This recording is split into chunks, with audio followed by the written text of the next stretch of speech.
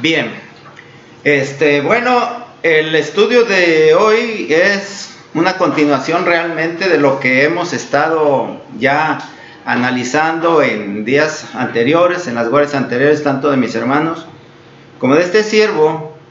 Y bueno, recordando un poquito del esquema fundamental que hemos seguido en esta trama de estudios, en primer lugar, vimos lo necesario que es conocer a Dios, pues es fundamental porque de Él dependemos, así que vimos esa parte de conocer a Dios. Después era necesario que entendiéramos quiénes somos, conocernos a nosotros mismos. Así pues, entonces, vimos cómo nos podemos identificar y sobre todo que entendamos quiénes somos desde un punto de vista, se los decía, ontológico, porque hemos estado acostumbrados a nuestra identidad social, a la que tenemos en relación con todas las personas, que es nuestro nombre, apellido, o también por la posición que ocupamos dentro de la sociedad, en nuestro trabajo. De cualquier manera nos podemos identificar, pero a final de cuentas lo importante de ello, yo les comentaba a mis hermanos que es necesario que sepamos quiénes somos. Y de ahí concluimos pues que nosotros realmente, como la Escritura lo dice, somos el motivo de la creación.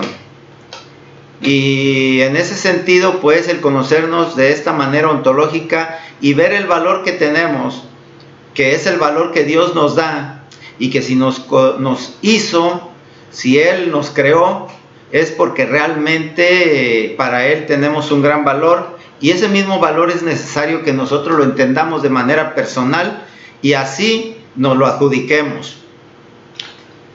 Y bueno, también, pues si ya tenemos estos dos elementos, el tercer elemento necesario para esto es lo que relaciona, y en ese sentido, pues vimos cómo la religión realmente es esa relación que se establece entre el hombre y Dios, o Dios y entre el hombre. Pero vimos pues cómo la religión no ha cumplido realmente las expectativas o la función que debiera tener como un enlace entre Dios o entre el hombre y la divinidad, y tener esa estrecha relación que llegue a ser realmente algo armónico. Sino pues como vimos cómo se ha corrompido, y precisamente de ahí nace la necesidad de nosotros entender cómo debe ser la relación nuestra con Dios. Y bueno, en ese sentido también hablamos que es la razón por la que Jesucristo viene para enseñarnos eso en su Evangelio. Entonces, bueno, aquí veríamos la religión contra el Evangelio. Dentro de estos tres elementos que vimos va a girar realmente nuestro estudio, o más bien el propósito de nuestro estudio, de entender esto para que a través de ello nosotros podamos tener ese resultado esperado de un día alcanzar la promesa de nuestro Dios. Y pues ese precisamente yo les propongo que sea el propósito de nuestra vida. Para eso vivimos.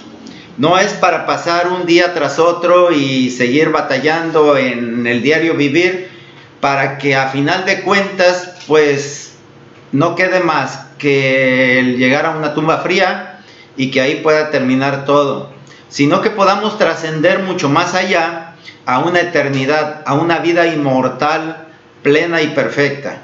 Y eso sería lo maravilloso, pero de hecho será lo maravilloso, todo depende de cómo lo veamos. Y para que nosotros tengamos ese entendimiento, se trata pues entonces de buscarlo a través del Evangelio, a través de la palabra de nuestro Dios, porque vean, nacimos y crecemos muy alejados de esta realidad, porque fundamentalmente el niño no sabe a dónde va ni qué va a hacer, y a veces llega viejo y se muere sin saber a dónde va ni qué va a hacer. Es triste pues entonces que toda una vida concluya de esa manera. Para que no nos suceda, y para que entonces pues hay que trabajar. Desgraciadamente, mis hermanos, hay que trabajar, y hay que ponerle mucho esfuerzo y muchas ganas, y a veces hay que sacrificar lo que a veces anhelamos, que parece que hemos construido ya una vida, que hemos construido una realidad que se nos acomoda perfectamente bien al confort del diario vivir. Y que bueno, nosotros parece que sumergidos en esa rutina de todos los días nos encontramos pues como pez en el agua, perfectamente sin ningún problema. Excepto, claro, cuando vienen las pruebas, cuando viene la tribulación o cuando viene cualquier otra cosa que altere ese ritmo de vida. Entonces es cuando nos damos cuenta que no era así. Para evitar eso y estar preparados para todo ese motivo, para todos esos sucesos, pues tenemos el recurso del Evangelio, de la palabra de nuestro Dios y de saber por qué vivimos.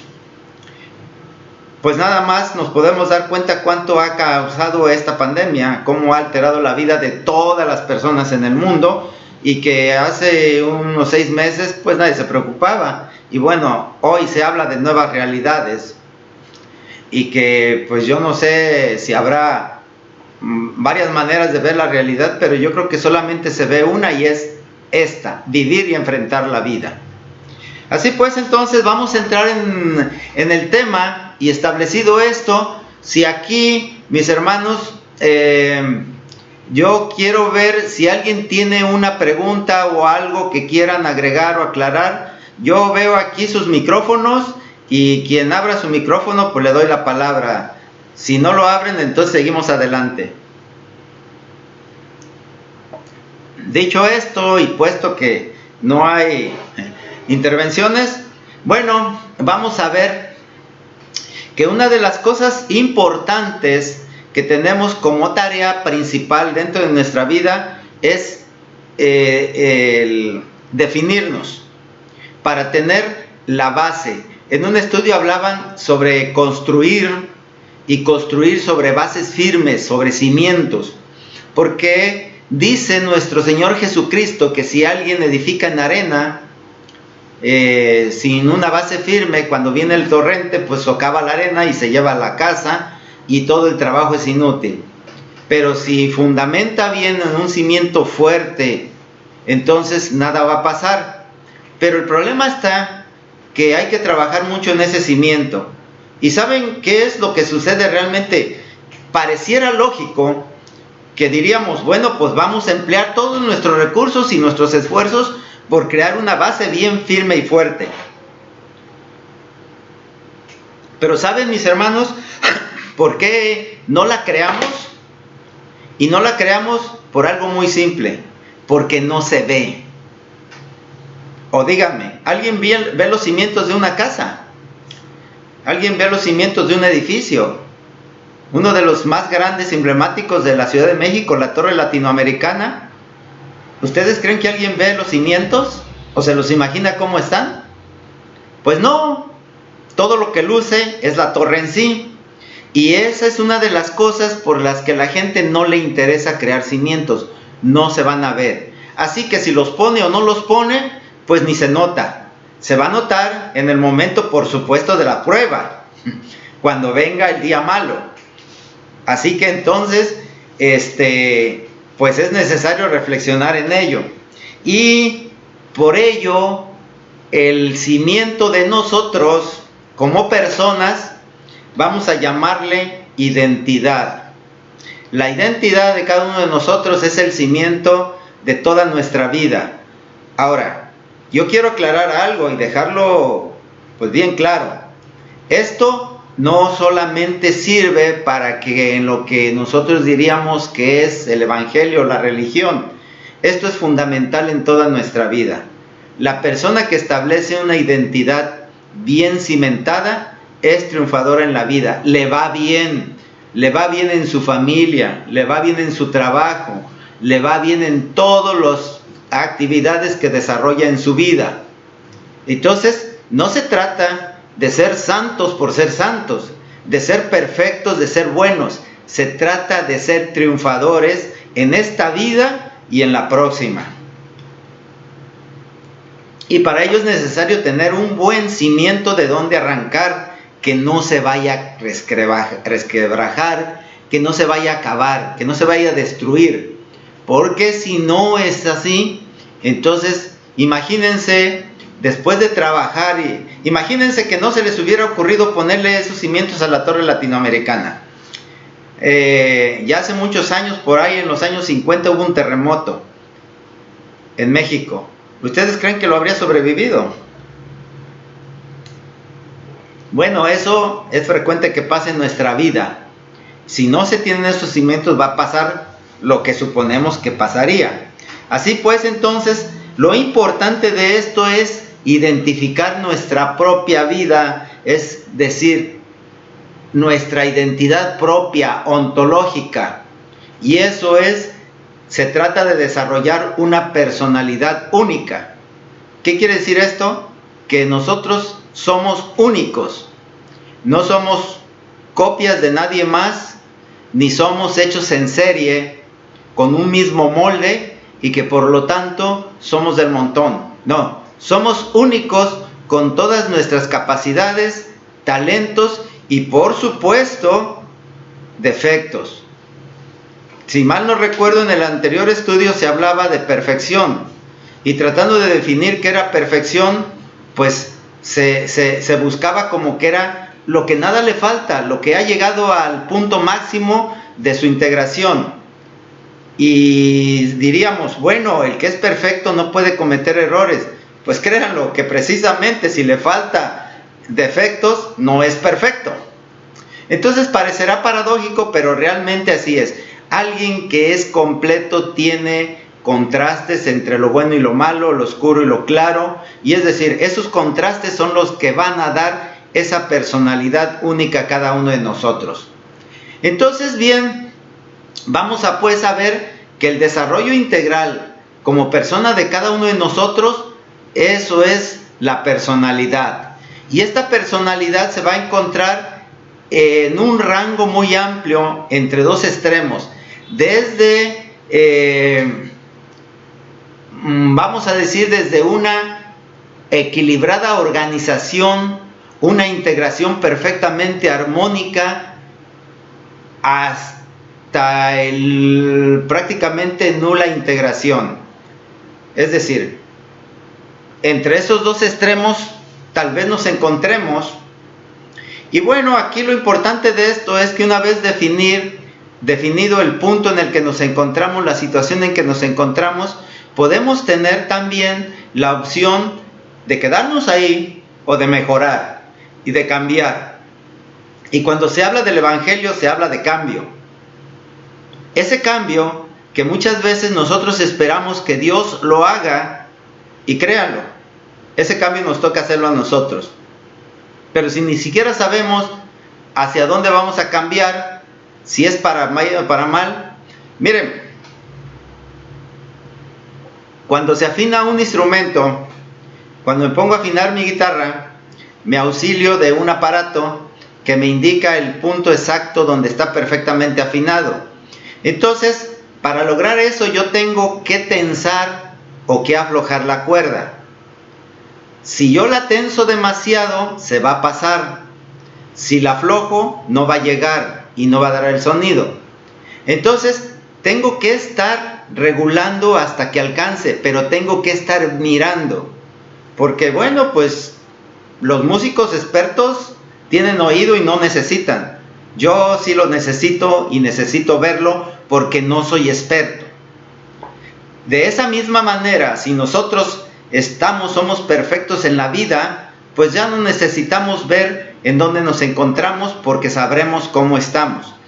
Pero créanlo, la mayoría de nosotros no tenemos esa suerte o no tenemos esa capacidad. Más que de hablar de suerte, de destinos, hablemos de realidades. No tenemos esa capacidad y por lo tanto podemos usar algo que nos ayude. Y en este sentido, bueno, nosotros tenemos pues que definir en qué grado de integración de la personalidad estamos. Para esto, mis hermanos, vamos a ver que el grado máximo que podemos alcanzar, o más bien no máximo, sino que la tendencia a la que vamos a ir en esta integración es lo que vamos a llamar como madurez. Y la madurez se puede definir como el mayor éxito posible en la integración de la totalidad de las disposiciones e inclinaciones estables, tanto de los instintos básicos como del razonamiento, lograda por un individuo y teniendo en cuenta su dinámica situación en los grupos sociales a que pertenece. Es muy rimbombante esta definición, pero es tan sencilla como decir que el que ha llegado a la madurez es el que ha sabido aprovechar todas sus capacidades y que logra utilizarlas para bien, para su provecho y el de los demás. Así de fácil y de sencillo. Y que ahí se metieron dos ingredientes que precisamente son ese instintos básicos y razonamiento. Un poquito adelante más vamos a hablar. Ahorita vamos a ver pues entonces que la vez pasada que estuvimos en un estudio ya había comenzado con este tema y les decía que la personalidad se forma o se moldea a partir de tres factores fundamentalmente. Estos tres factores son: uno, la herencia. Esta herencia es la que ya traemos desde nacimiento, es nuestro sexo, nuestra constitución física, color de piel, etcétera, muchos genes que nos dan y que pues no los podemos cambiar, ya nacimos con ellos. Si somos prietitos vamos a seguir prietitos, a lo mejor altos o bajos, etcétera. Esta herencia, bueno, es el aporte de nuestros padres a nuestra personalidad, y de alguna manera van a influir en la personalidad. ¿Sí? Nos damos cuenta que no es lo mismo a veces ser una persona con buena figura que un morenito tal vez, en algunos lugares, en otros es al contrario. Pero eso muchas veces ayuda o disminuye. De cualquier manera, esos factores ya los traemos y no los podemos cambiar. El siguiente factor es el medio ambiente, en donde nos desarrollamos. Ese también va a contribuir a la formación de la personalidad, en el sentido que dependiendo de dónde nosotros nos desarrollamos, se nos van a facilitar las cosas o se nos van a complicar. Vamos a verlo así, de esta manera. Miren, si no es lo mismo el que nace en un palacio que en un arrabal. No es lo mismo el que nace en un ranchito que en una gran ciudad, o en un gran país como Estados Unidos, a un país muy amolado como Haití. Entonces ese medio ambiente va a influir, por supuesto. Muchas veces pues nosotros a veces no podemos decidir en qué medio ambiente nos desarrollamos y no nos queda otra más que luchar con él. Pero el tercer de los factores, y que para mí es el más importante, es la voluntad propia, es decir, los deseos, lo que queremos ser. Y créanlo, la herencia prácticamente no se puede cambiar, ¿sí? Por ahí hay casos, por ejemplo, Michael Jackson pues se cambió y de ser moreno se hizo güero, o tal vez hay alguien que nace siendo hombre y cambia su sexo y se hace mujer. Y bueno, habrá esos intentos, por cierto, para mi modo de ver, muy banales, de alterar la herencia y de hacer una modificación que no sé si qué tanto podrán ayudar a la personalidad. Pero ahí están, que aparte de ser dolorosos, costosos y sin ninguna posibilidad práctica de éxito, hay quienes los han intentado. Por otro lado, el medio ambiente, por supuesto que es moldeable en gran medida, pero también cuesta mucho trabajo. A veces es remar contracorriente el tratar de modificar el ambiente en que nacimos. Por ejemplo, aquí en Veracruz hace mucho calor y pues hay que soportarlo. No le podemos poner clima a todo Veracruz para que sea fresco.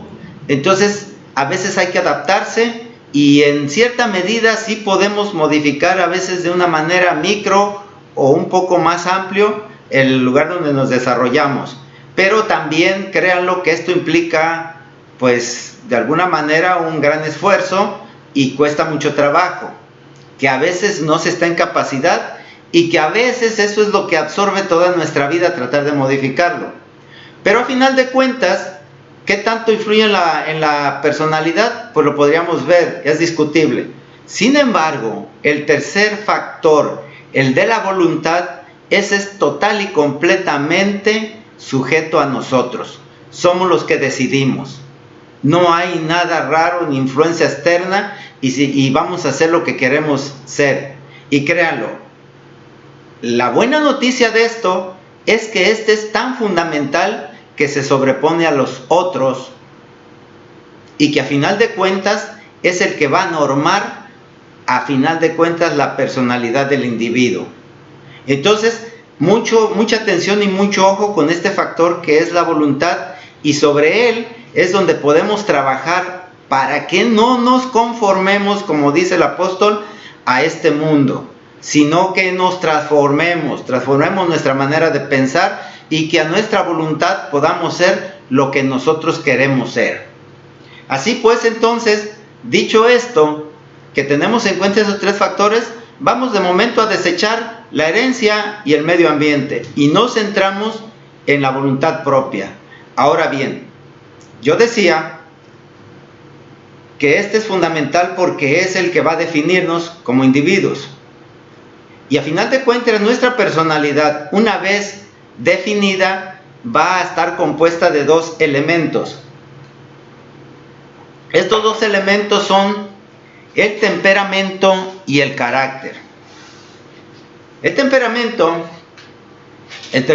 está formado por todo el acervo irracional que ya traemos, es decir, los instintos básicos. ¿Se acuerdan que en esa definición rimbombante de madurez hablaba sobre instintos básicos? Bueno, esto ya lo tenemos y son los que nos ayudan a sobrevivir y son los que nos dan sustento a nuestra vida. Ese es uno de los elementos. El otro elemento que nos forma o que es parte de la personalidad es el carácter. Y el carácter es una síntesis de todas las tendencias por las decisiones racionales de cada persona. Es decir, el carácter es lo que la persona va adquiriendo a través de su experiencia y que va formando y que va decidiendo cómo ser. Entonces tenemos estas dos cosas, elementos fundamentales: temperamento y carácter. Todos los humanos pues tenemos esto. Aquí vamos a aclarar entonces que el temperamento, siendo los instintos básicos, son el miedo, la ira, el temor, etc. El carácter es el que nos hace ser reflexivos si pensamos o hacemos las cosas impulsivamente o no las hacemos. Entonces, de aquí es de donde nos interesa mucho analizarlos. ¿Por qué? Porque los instintos básicos ya los traemos, pero estos nos van a hacer actuar de una manera a la defensiva. Si alguien nos ataca, nos defendemos o salimos huyendo. Depende de cómo sea nuestro instinto de supervivencia. Pero nosotros lo podemos modificar. Nosotros podemos entrenar nuestro carácter para que se sobreponga y no es necesario que salgamos huyendo, sino que podamos tener la capacidad no solamente de poder salir bien de ese problema, sino de aprovecharlo a nuestro beneficio. Entonces vean lo importante que es de que el carácter tome posesión sobre el temperamento. Ahora, vamos a ver entonces aquí que la percepción que nosotros podamos tener de nosotros mismos es tan pero tan importante, que de tal manera que decíamos que de ahí vamos a partir. Miren, como punto de partida vamos a leer 1 Samuel 15:17. Por ahí, si alguien quiere leer, o se las leo. Dice: y dijo Samuel: aunque eras pequeño en tus propios ojos, no has sido hecho jefe de las tribus de Israel, y Jehová te ha ungido por rey sobre Israel. Esto indudablemente se lo dice el profeta Samuel a Saúl. Y Saúl se considera, pues, precisamente eso, no gran cosa, pero Dios lo escogió para ser rey.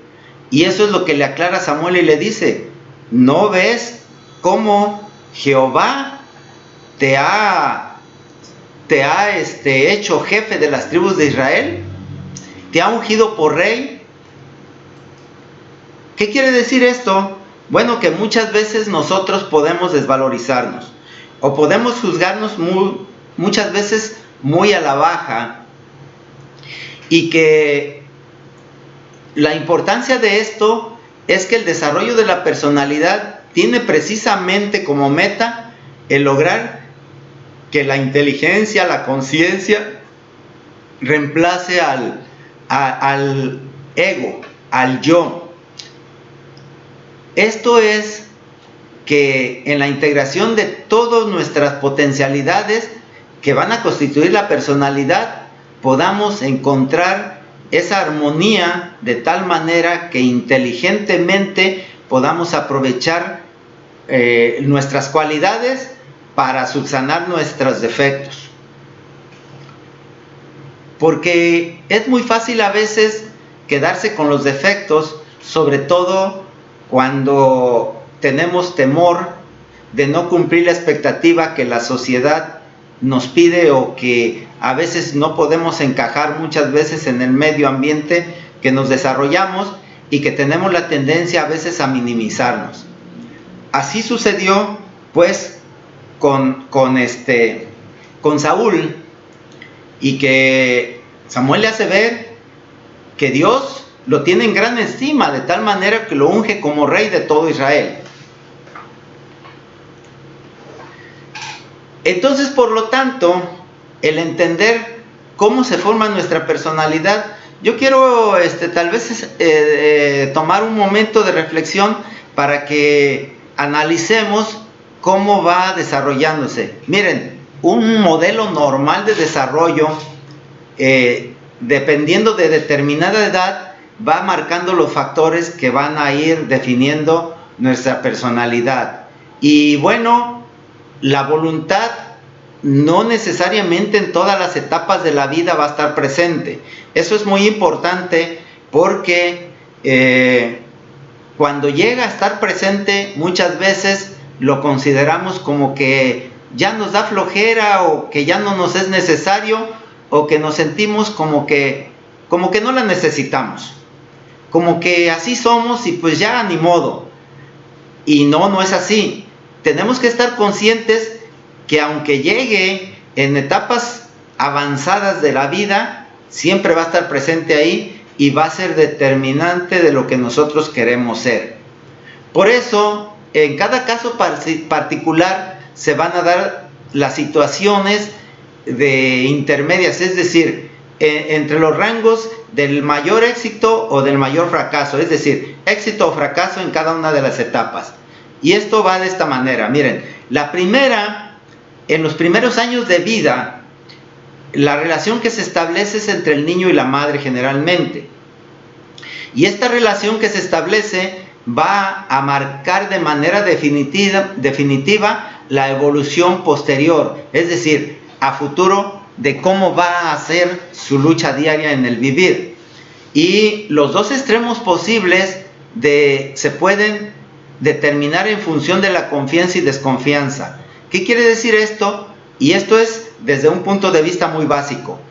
Quiere decir que si la madre ha sido, valga esta expresión, una verdadera madre que le ha dado afecto al hijo y le ha hecho sentir que a su alrededor hay un mundo seguro, agradable, y que lo hace sentir un mundo feliz, ya tiene un éxito en esta primera etapa. Pero no siempre sucede así. A veces pues al niño no se le trata de esta manera. Siente rechazo, siente presiones, siente muchas cosas que le hacen ver como que el mundo de afuera, acostumbrado al interior de la madre, que era toda quietud, toda seguridad, se encuentra en un mundo agresivo y que lo llena de desconfianza. Ese es el fracaso en esta etapa, y eso va a marcar de alguna manera cómo va a venir la siguiente etapa, porque la etapa que sigue ya es siendo niño, y que ya para esta época puede empezar a darse cuenta de su alrededor, de su entorno. Siendo bebé realmente no se da cuenta mucho de su entorno porque es muy reducido, pero ya como niño empieza a explorar su mundo cercano y empieza a ver la gran diversidad, empieza a relacionarse con otros niños, y aquí también se va a dar o el éxito o el fracaso. Pero si ya viene de un mundo, de una etapa exitosa temprana, pues puede ser que eso le ayude para tener una mejor manera de relacionarse con los demás niños. Empieza a conocer su casa, la escuela, otros niños, convivir, y ya teniendo ya marcada su existencia con confianza, pues claro que le va a ayudar. Esto no quiere decir que aunque no haya tenido éxito en la primera etapa, no pueda subsanarlo en la siguiente. Sí, por supuesto, todavía es moldeable, pero también es determinante que empezar con un buen pie. Sin embargo, dado que no va a depender de él, pues no puede escoger en qué familia nacer, así que ni modo, es la que le toque, y de igual manera le va a ser muy difícil también escoger su tipo de vida como niño. Se le van a imponer la vida. Aquí también va a depender de los demás, pero si de niño dependía casi exclusivamente de su madre, ahora va a depender de un entorno más amplio, de otros niños y de sus padres, sus hermanos, su familia, que también le pueden ayudar a que esta etapa la desarrolle con éxito o como fracaso. De tal manera que aquí el mayor éxito es que pueda ser capaz de establecer relaciones interpersonales con los de su edad y también con adultos. El fracaso es que sea incapaz, es decir, que sea garisco, que sea el niño rancherito. ¿Sí? Nos damos cuenta cómo se notaría en cada etapa la confianza y desconfianza, la seguridad e inseguridad. Y bueno, de ahí pasaría a la siguiente etapa, que es la adolescencia. Esta ya tiene ciertas complicaciones. Si se traen arrastrando fracasos tanto en la primera etapa como en la segunda, créanlo que sí va a tener problemas para superar esta tercera etapa, que es la de la adolescencia, porque aquí se encuentra en un dilema.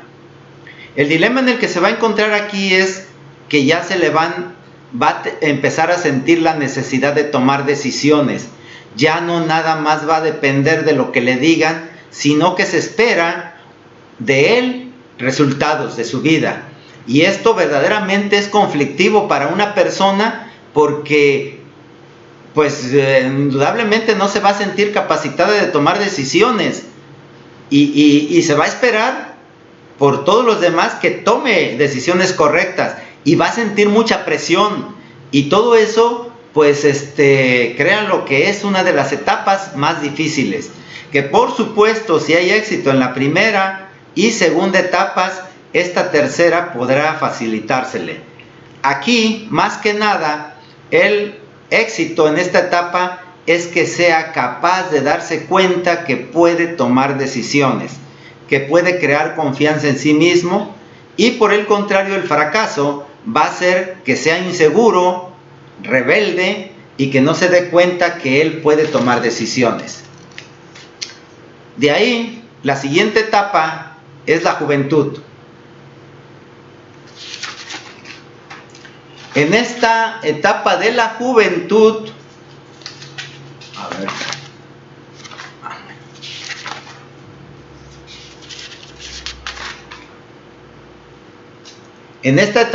juventud, ya indudablemente que se le va a exigir, ya no es opcional, sino que tiene que tomar decisiones.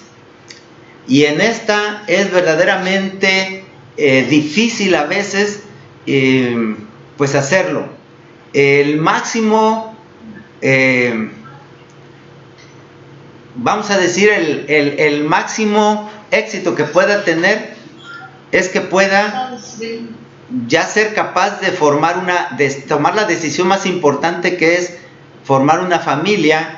Y yo creo que aquí es cuando va a definir qué quiere ser en la vida. Veo un micrófono abierto de Ricardo Guerrero, no sé si quiera decir algo. Yo quiero a ver, adelante. que te preguntara. Sí, adelante. El carácter viene siendo como al conocimiento, a las capacidades que uno tiene, y el temperamento vendría siendo a los sentimientos. Algo así, sí, es correcto. El temperamento sí son los instintos, es decir, cómo reacciona uno ante un estímulo. ¿Sí? Por ejemplo, por ponerlo de alguna manera, Pablo, o mejor dicho, Pedro era muy impulsivo. Era muy impulsivo por su temperamento.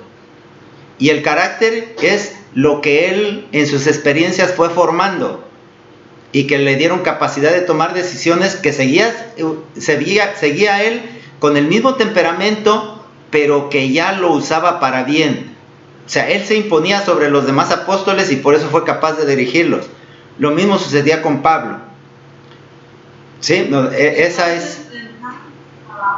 Tendríamos que trabajar hacia el carácter. Por supuesto. El temperamento ya lo tenemos. Así es. Recapitulando esta parte, y gracias mi hermana por la pregunta, había dicho que precisamente tenemos que trabajar sobre el carácter para que se sobreponga al temperamento, para poder, miren, vamos a leer unos textos para que nos aclaren dice, vamos a leer el Proverbio 29:11.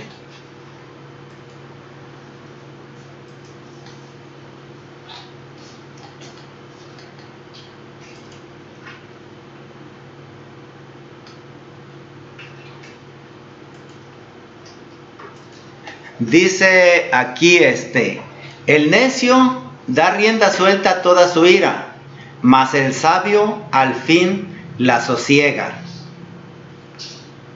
¿Sí? Quiere decir esto que indudablemente cuando se deja llevar uno por sus pasiones, sentimientos, por lo que sea, pues es un necio. Pero cuando uno aprende a controlarlo, tiene éxito. Es decir, imagínense en un conflicto en que el conflicto es con alguien más fuerte y nos dejamos llevar por la ira, pues vamos a salir perdiendo. Si no sabemos controlarnos. Relacionado también, por ejemplo, se leyó un texto en el estudio pasado, en donde decía, me parece que fue en el pasado, en que no dejemos que la ira dure más de un día, que el sol no se ponga sobre nuestra ira, que lleguemos a controlarnos. ¿Sí? Eso es lo que entonces veríamos con relación al temperamento y el carácter. Ese lo tenemos que trabajar, porque es importante esto, porque en una organización no es muy fácil trabajar con personas que se dejan llevar por su temperamento y que a veces causan muchos problemas. Al respecto, dice en Deuteronomio 22:10, por ahí sí lo tenemos. Deuteronomio 22:10 dice, no ararás con buey y con asno juntamente. En otra traducción dice, cuando trabaje en un campo, no deban arar con un buey y un burro juntos. ¿Por qué creen que así lo dice Dios en su ley? Cuando se la dio a su pueblo de Israel, una de las leyes era esto: no mezcles dos temperamentos diferentes. ¿Sí? Es difícil, es muy problemático trabajar así. Yo creo que muchas veces cuando nosotros hemos estado en una organización, precisamente como aquí nosotros formamos una congregación, nos damos cuenta que a veces por cuestiones de temperamento tenemos problemas entre nosotros mismos. Hay diferencias, hay molestias. Muchas veces nos ha tocado episodios y experiencias de ese tipo. Entonces, aquí lo importante pues es trabajar sobre el carácter a fin de que se sobreponga el temperamento y podamos tener control sobre él. Dice, yo creo que vamos a ver un poquito más sobre precisamente lo importante de controlar nuestro temperamento a través del carácter. Si leemos el Proverbio 27:19.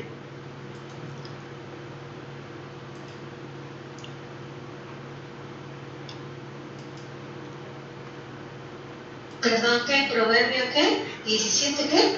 Proverbio 27:19. En este dice, como en el agua, el rostro corresponde al rostro, así el corazón del hombre al del hombre.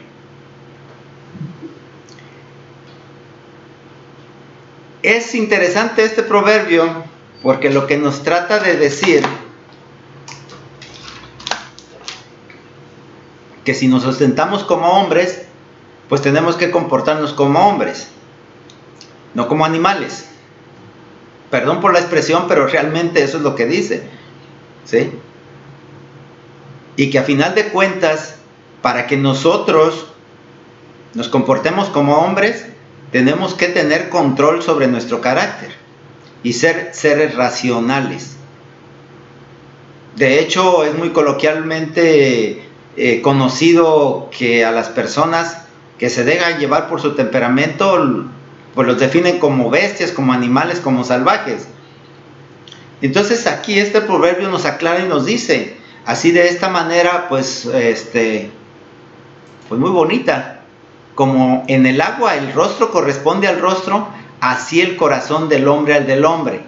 Es decir, si en un espejo nos estamos viendo, somos nosotros, es nuestra imagen, corresponde a nosotros.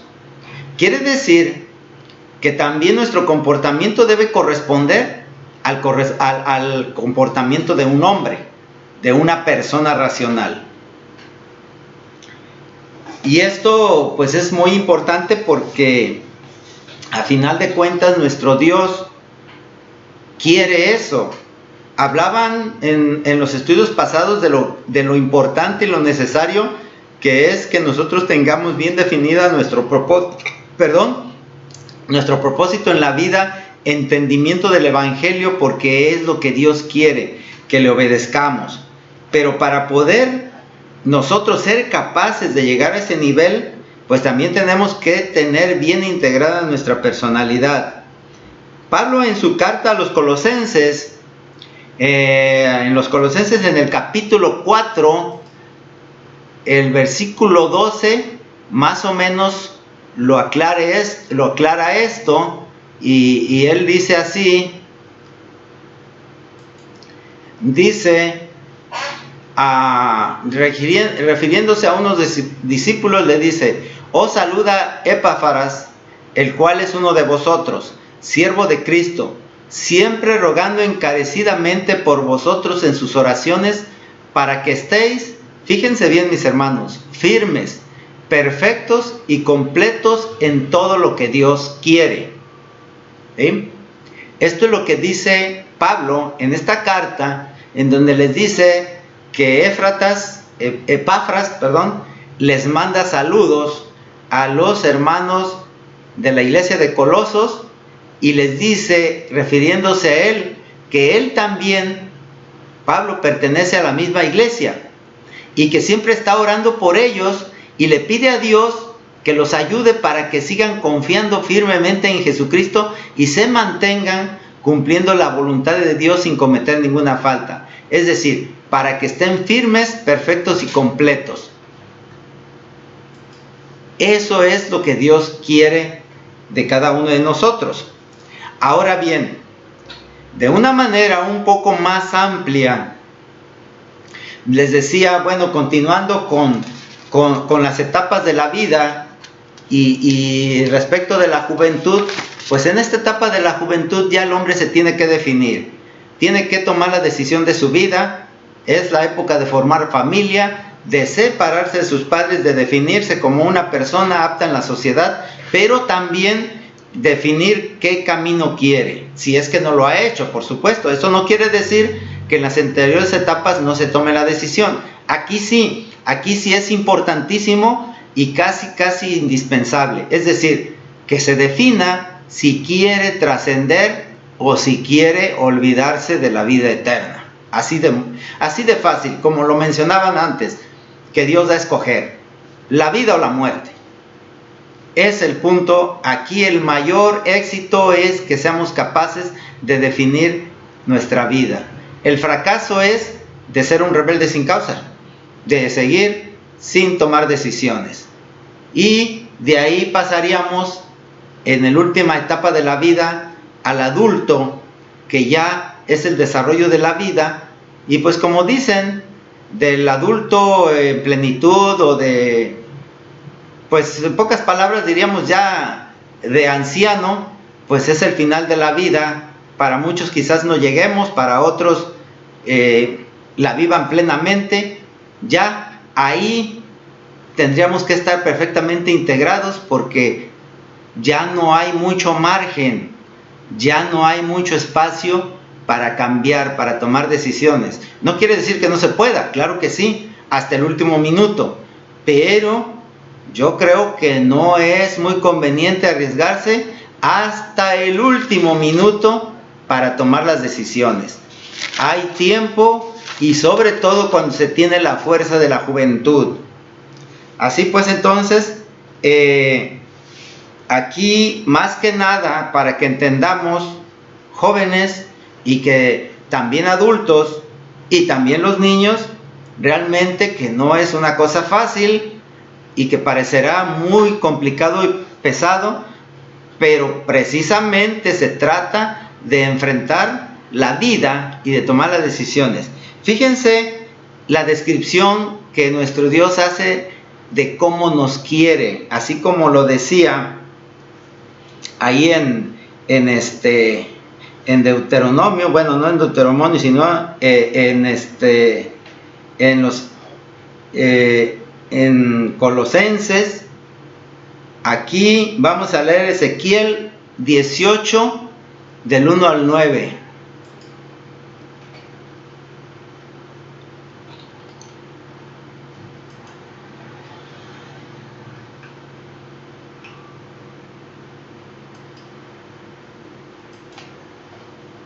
Y dice así: vino a mí palabra de Jehová diciendo. A ver, adelante. Espérame, más déjame. Sí, porque si no se cansan. Espérame, déjame abrir más mi volumen. Y la palabra de Jehová continuó ocurriendo diciendo: ¿qué significa para ustedes el que estén expresando este dicho proverbial en el suelo de Israel, diciendo: padres son los que comen el agraz, pero son los dientes de los hijos los que tienen dentera?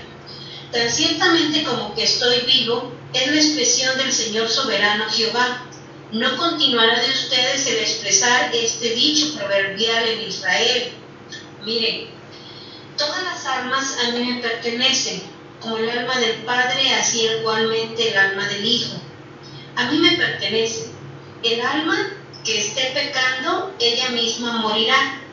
Y en lo que respecta a un hombre, en caso de suceder que sea justo y haya ejecutado derecho y justicia, en las montañas no comió y sus ojos no levantó a los ídolos estercolizos de la casa de Israel, y no contaminó a la esposa de su compañero, y no se acercaba a una mujer en su impureza, y a ningún hombre maltrataba, la prenda que tomaba por deuda la devolvía, nada arrancaba en robo, al hambriento daba su propio pan y al desnudo cubría con una prenda de vestir, nada daba en interés y no tomaba usura.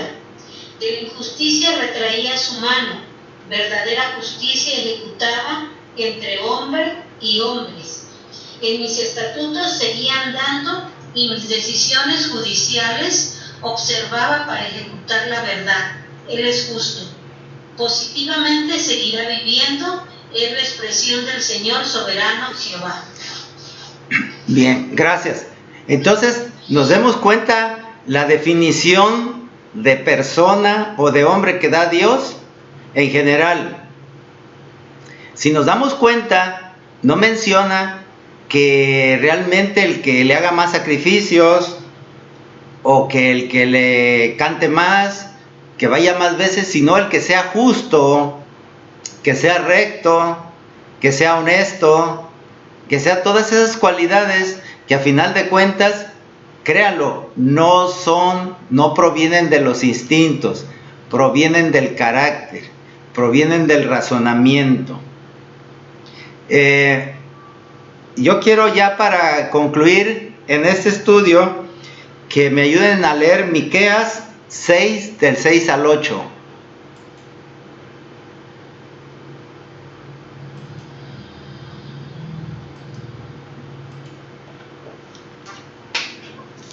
¿Cuál fue, perdón, hermano? Miqueas 6 del 6 al 8.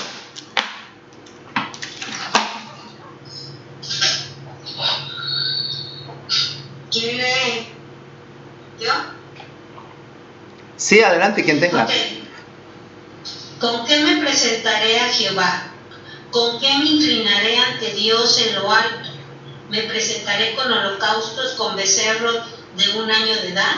¿Se complacerá Jehová con miles de carneros, con decenas de miles de torrentes de aceite? ¿Daré mi hijo primogénito por mi sublevación, el fruto de mi vientre por el pecado de mi alma? El que ha dicho, oh hombre terrestre, lo que es bueno.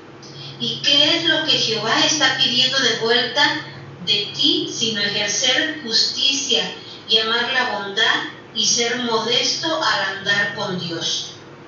Gracias. Así de simple. Hasta el 8. Hasta ahí nada más. Hasta el 8. Sí. Vean entonces lo que Dios quiere del hombre. Es muy significativo, pues, cómo ver que en el anterior texto que leíamos decía que en Israel había este refrán en donde decía: los padres la hacen y los hijos la pagan. O sea, los padres comieron las uvas agrias y los dientes de los hijos tienen la dentera o les duelen. Bueno, no es, dice Dios, esto no va a suceder ya nunca más. El que la hace la paga. Es decir, cada uno de nosotros tiene la responsabilidad de su propia vida, no es heredada.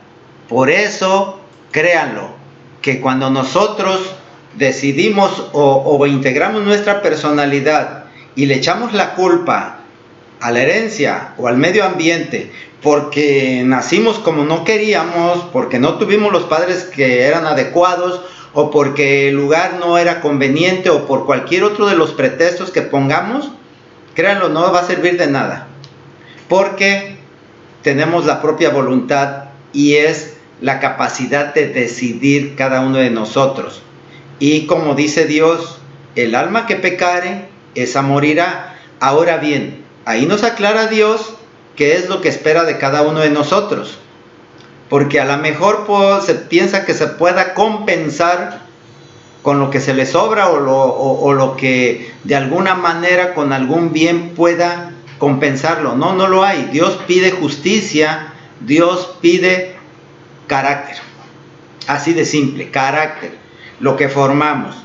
Entonces, pues más adelante vamos a ver cómo se forma ese carácter en un ámbito cristiano, dentro del Evangelio, cómo lo trabajamos, cómo lo formamos, y para que vayan normando hacia dónde va el estudio, yo les recuerdo que ahí Pablo dice: no os conforméis a este siglo, sino transformaos mediante la renovación de vuestra mente.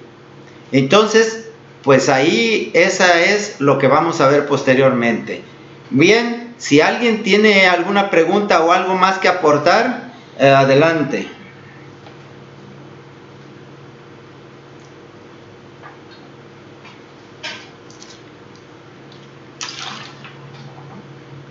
Bien, en vista de que no hay... espérate. A ver. Yo creo que estuvo muy claro el estudio, ¿sí? Y bueno, ya más o menos estamos advirtiendo, ¿no?, para dónde vamos. Evidentemente, las condiciones, ¿verdad?, en las que vivimos, no marcan el destino del hombre, o en este caso no el carácter. Yo, en lo personal, mis padres, bueno, yo creo que para todos nuestros padres son nuestros ejemplos.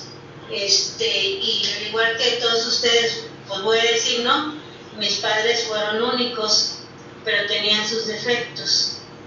Y yo siempre en la vida lo que dije y decidí que no iba a haber esa parte